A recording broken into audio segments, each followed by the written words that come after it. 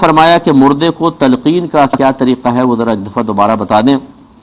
یہ ویسے کئی دفعہ بتا چکے ہیں لیکن چلیں برکت کے لیے پھر ذکر کر دیتے ہیں. حدیث میں آیا نبی کریم صلی اللہ علیہ وسلم ارشاد فرماتے ہیں کہ جب تم کسی مردے کو دفناؤ تو کوئی ایک شخص اس کے سرانے بیٹھ جائے. جب لوگ چلے جائیں تو وہ بیٹھا ہوا شخص اس سے کہے اے فلاں بن فلانا، یعنی مردے کا نام لے اور اس کی والدہ کا نام لے. صحابہ کرام نے پوچھا یا رسول اللہ صلی اللہ علیہ وسلم اگر اس کی والدہ کا نام معلوم نہ ہو تو آپ نے فرمایا کہ حوا کی طرف نسبت کر دیں. جیسے اکرم نام ہے تو اکرم بن حوا کہہ دیں.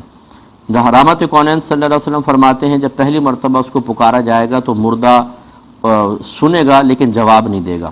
تھوڑی دیر ٹھہر کے پھر دوبارہ پکاریں تو وہ اٹھ کر بیٹھ جائے گا. پھر تیسری مرتبہ آپ اس کو اسی طریقے سے پکاریں تو وہ کہے گا کہ اللہ تعالیٰ تم پر رحمت نازل فرمائے، مجھے کچھ تلقین کرو.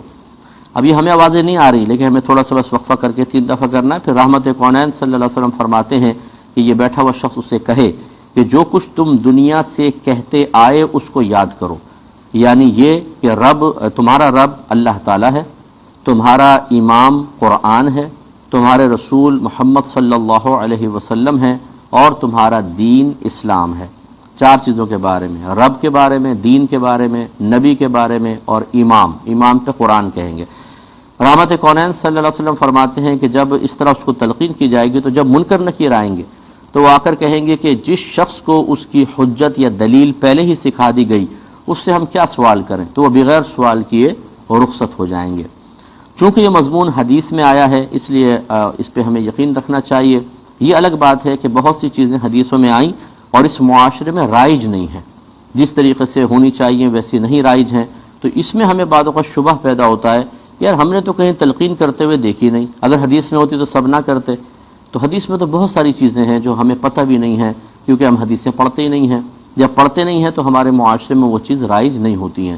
مثال کے طور پہ آپ کو شاید بہت سو کو حیرت ہوگی کہ کفن صرف سفید دینا ہی کوئی ضروری نہیں ہے.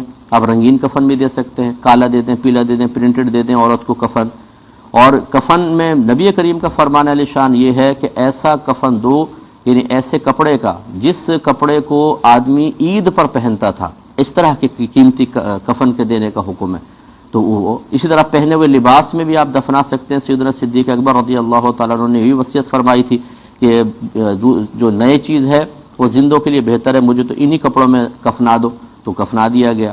اب ہمارے ہاں اسی طرح احرام، یہ بھی یاد رکھیں احرام کی بھی سفید چادریں ہونا یہ مستحب ہے. اگر آپ کالا احرام پہننا چاہیں، بلو پہننا چاہیں، گرین احرام پہننا چاہیں پہن سکتے ہیں.